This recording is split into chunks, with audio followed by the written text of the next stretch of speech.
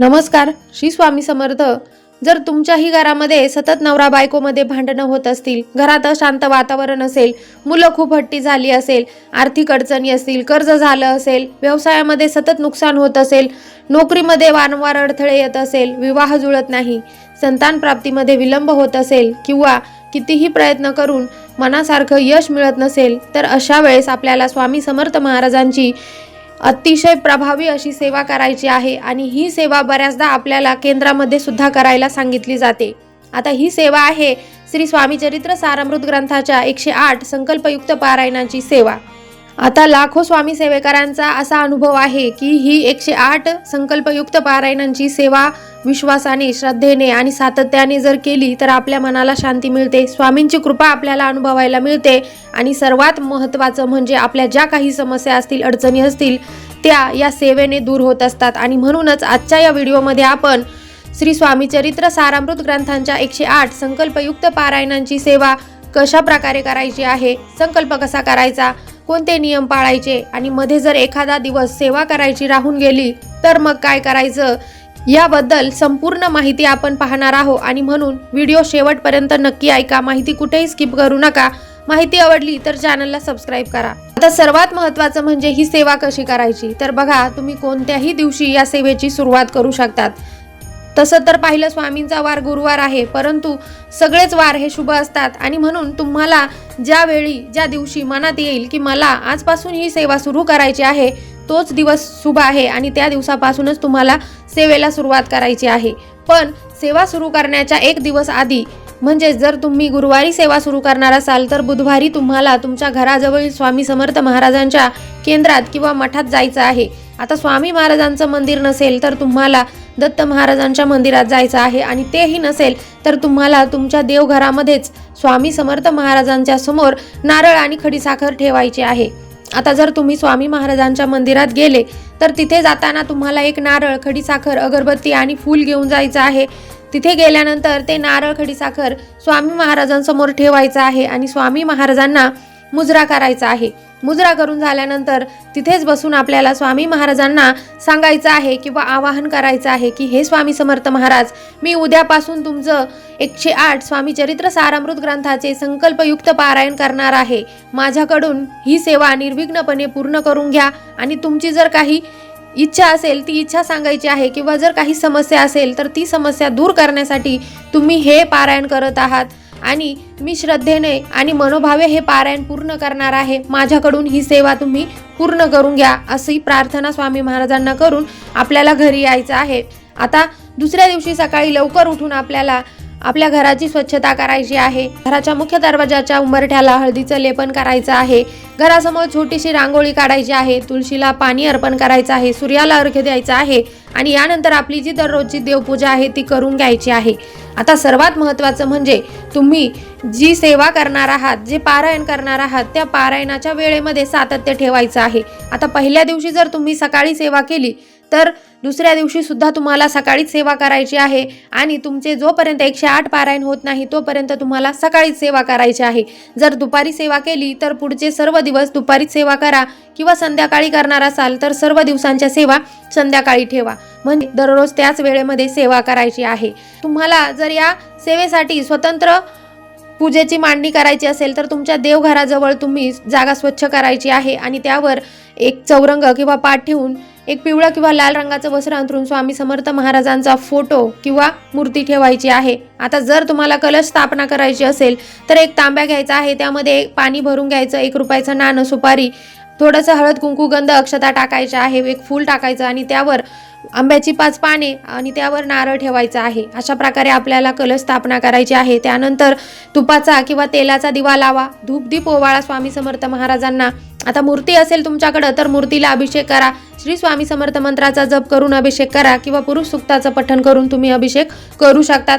अभिषेकाचं जे तीर्थ आहे ते तुम्ही घरातील सर्व व्यक्तींनी पिऊन घ्यायचं आहे। आता यानंतर आपल्याला स्वामी समर्थ महाराजांना पिवळ्या रंगाची फुलं किंवा चाफ्याचं फुल अर्पण करायचं आहे आणि स्वामी समर्थ महाराजांसमोर आपल्याला एका छोट्याशा तांब्यामध्ये पाणी भरून ठेवायचं आहे आणि थोडीशी खडीसाखर नैवेद्य म्हणून ठेवायची आहे आणि यानंतर आपल्याला सेवेला सुरुवात करायची आहे।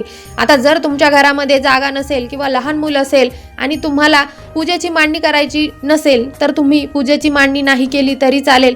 फक्त तुम्ही सेवा करताना आपल्या देवघरासमोर एका पाटावर स्वामी चरित्र सारामृताचा ग्रंथ ठेवायचा आहे आणि तिथे बसूनच आसनावर बसून आपल्याला ही सेवा करायची आहे।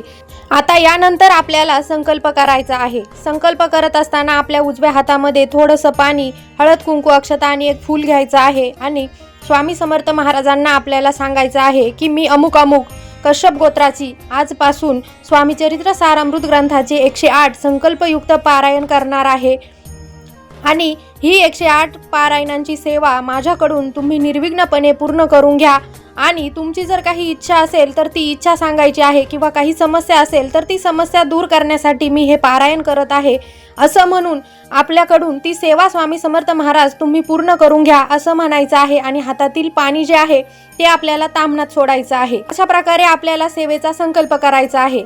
आता सेवा करताना आपल्याला अखंडित हा शब्द वापरायचा नाही, म्हणजे जर तुमच्याकडून एखाद्या दिवशी सेवा करायचं राहून गेलं, काही कारणास्तव तुम्हाला एखाद्या दिवशी सेवा करता आली नाही तरीही काही फरक पडत नाही। दुसऱ्या दिवशी स्वामी समर्थ महाराजांची क्षमा याचना करून आपल्याला आपली जी सेवा आहे ती कंटिन्यू करायची असते आणि म्हणून संकल्प करताना अखंडितपणे हा शब्द वापरायचा नाही।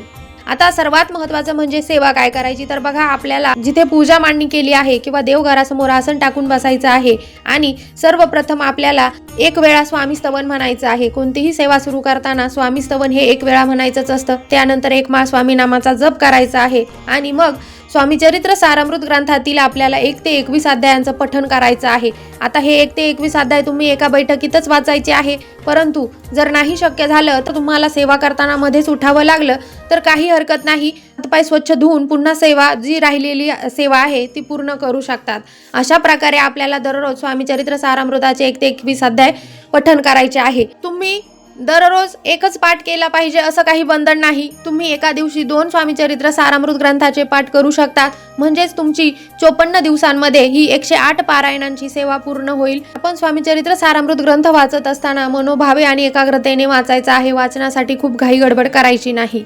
आता सर्वात महत्त्वाचं म्हणजे या सेवेसाठी कोणत्या नियमांचं पालन करायचं आहे तर बघा, सगळ्यात पहिला नियम म्हणजे मांसाहार आपल्याला 108 दिवस बंद करायचा आहे। जोपर्यंत तुमचे 108 पारायण पूर्ण होत नाही तोपर्यंत तुम्ही मांसाहार बंद करायचा आहे। आता जर घरातील व्यक्तींना खायचा असेल आणि ते ऐकत नसतील तर घरातील व्यक्तींना आणू द्यायचा, करू द्यायचा आहे, पण जर तुम्ही सेवा करत असाल तर तुम्हाला मांसाहार बंद करायचा आहे। दुसरा नियम म्हणजे शक्यतो 108 पारायण पूर्ण होईपर्यंत आपल्याला परान्न वर्ज्य करायचं आहे, कारण दुसऱ्याच्या घरचं अन्न खाल्ल्याने आपल्याला दोष लागण्याची शक्यता असते आणि म्हणून जमलं तर 108 दिवस परान्न घेऊ नका, दुसऱ्याच्या घरचं काहीही खाऊ नका।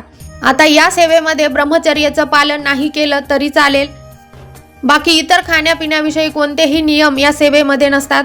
आता जर सेवा करत असताना तुम्हाला अचानक बाहेर गावी जाण्याची वेळ आली तर तुम्हाला त्या दिवशीची सेवा सकाळी लवकर उठून पूर्ण करून घ्यायची आहे किंवा गावावरून आल्यानंतर संध्याकाळी तुम्हाला सेवा करायची आहे। सेवेमध्ये शक्यतो खंड पडू देऊ नका, परंतु जर काही कारणास्तव एखाद्या दिवशी तुम्हाला सेवा करायचं राहून गेलं, सेवा करायला वेळ मिळाला नाही, अचानक कुठेतरी बाहेरगावी जावं लागलं तर मग अशा वेळेस काय करायचं तर बघा, अशा वेळेस एखाद्या दिवशी सेवेत खंड पडला तरी चालू शकतं, काहीच हरकत नाही। दुसऱ्या दिवशी सेवेला बसताना स्वामी समर्थ महाराजांना क्षमा याचना करायची आहे। आपण कोणत्या कारणामुळे ती सेवा करू शकलो नाही हे सांगून स्वामी महाराजांची क्षमा मागायची आहे आणि सेवा आपली कंटिन्यू करायची आहे। पण बघा, महिलांना मासिक धर्म आला तर बघा, आपण 4 ते 5 दिवस सेवा स्किप करायची आहे आणि पुन्हा आपली जी सेवा आहे ती कंटिन्यू करायची आहे। पण जर तुम्हाला सुतक किंवा विटाळ आलं तर ही सेवा तुम्हाला पुन्हा नव्याने सुरू करावी लागणार आहे। म्हणजेच तुम्हाला सुतक विटाळ आल्यानंतर पुन्हा नव्याने संकल्प करून 108 पारायणांची सेवा सुरू करायची आहे। आधी जी सेवा केलेली आहे ती सेवा आपल्याला ग्राह्य धरायची नाही। आपल्याला सुतक विटाळ पडल्यानंतर पुन्हा नव्याने संकल्प करायचा आहे आणि पुन्हा सेवेला सुरुवात करायची आहे। कारण बघा, सुतक आणि विटाळामध्ये खूप जास्त दिवसांचा कालावधी जात असतो, एवढ्या दिवस सेवेमध्ये खंड चालत नाही आणि म्हणून आपल्याला नव्याने सेवेला सुरुवात करायची असते। जर तुम्हाला खूप इच्छा असेल या 108 स्वामी चरित्र सारामृताच्या पारायणाची सेवा करण्याची, तर तुम्ही एका दिवसाला 2 पारायण करून 54 दिवसांमध्ये ही 108 पारायणांची सेवा पूर्ण करू शकतात. खूप प्रभावी आणि मनोकामना पूर्ण करणारी सेवा आहे. बघा, जर या सेवेमध्ये तुम्हाला सुतक किंवा विटाळ आला तर नाराज व्हायचं नाही. सेवा जर तुम्हाला पुन्हा नव्याने सुरुवात करावी लागली तर नाराज व्हायचं नाही. स्वामींवर जो विश्वास आहे तो डगमगू द्यायचा नाही. असं समजून घ्यायचं आहे की स्वामी महाराजांना तुमची जी सेवा आहे ती आवडत आहे आणि तुम्ही जास्त सेवा करावी अशी स्वामी महाराजांची इच्छा आहे, आणि म्हणून पुन्हा नव्याने संकल्प करून तुम्हाला ही सेवा नव्याने सुरुवात करायची आहे. 108 पारायण हा आकडा जरी तुम्हाला मोठा वाटत असेल, पण या सेवेतून मिळणारी फलप्राप्ती सुद्धा तेवढीच मोठी आहे. जर आपण 108 स्वामी चरित्र सारामृताचे संकल्पयुक्त पारायण केले तर आपल्या ज्या काही इच्छा असतात त्या नक्कीच पूर्ण होतात. घरातील भांडणे कमी होतात. हळूहळू तुम्हाला जर संतान प्राप्तीविषयी समस्या असतील तर त्या दूर होतात. विवाह जुळत नसेल तर या पारायणाची सेवा पूर्ण होईपर्यंत विवाह जुळून येतो. नोकरीमध्ये अडथळे असतील ना सारखी नोकरी तुम्हाला मिळते.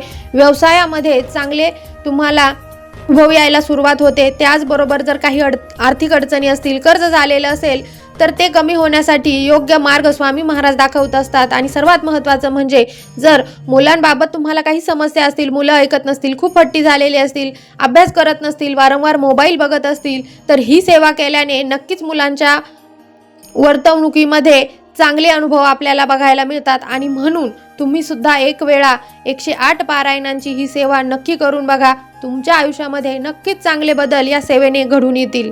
सेवा चालू असताना आपल्याला सकाळी आणि संध्याकाळी स्वामी महाराजांची आरती करायची आहे. आता दोन्ही वेळा आरती करायला नाही शक्य झालं तर कमीत कमी संध्याकाळी किंवा सकाळी एक वेळा आपल्याला आरती करायची आहे. दिवसातून एक वेळा स्वामी महाराजांना नैवेद्य दाखवायचा आहे. जो नैवेद्य स्वामींना दाखवणार आहे तोच नैवेद्य आपल्याला खायचा आहे. आणि सेवा सुरू आहे तोपर्यंत आपल्याला कुणाशीही भांडण करायचं नाही, कुणाला वाईट अपशब्द काढायचे नाही तोंडातून. आपलं मन आणि वाणी स्वच्छ आणि शुद्ध ठेवण्याचा प्रयत्न करायचा आहे. तर बघा, आजपर्यंत ज्या स्वामी सेवा मी तुम्हाला सांगितल्या आहे त्या स्वामी सेवांपैकी सर्वात महत्त्वाची आणि प्रभावी अशी ही 108 संकल्पयुक्त पारायणांची सेवा आहे. तुम्ही सुद्धा नक्कीच एकदा ही सेवा करून बघा. तुम्हाला तुमच्या ज्या काही अडचणी असतील त्या दूर होतील, तुमच्या इच्छा पूर्ण होतील आणि तुमच्या आयुष्यामध्ये नक्कीच चांगले अनुभव तुम्हाला अनुभवायला मिळेल. आणि जी काही संकट आयुष्यात येणार आहे त्या संकटांना सामोरं जाण्यासाठी तुम्हाला स्वामी महाराज नक्कीच बळ देतील. आता माहिती आवडली असेल तर चॅनलला सबस्क्राईब करा. कमेंटमध्ये श्री स्वामी समर्थ लिहायला विसरू नका. पुन्हा भेटू नवीन माहितीसोबत. तोपर्यंत धन्यवाद. श्री स्वामी समर्थ.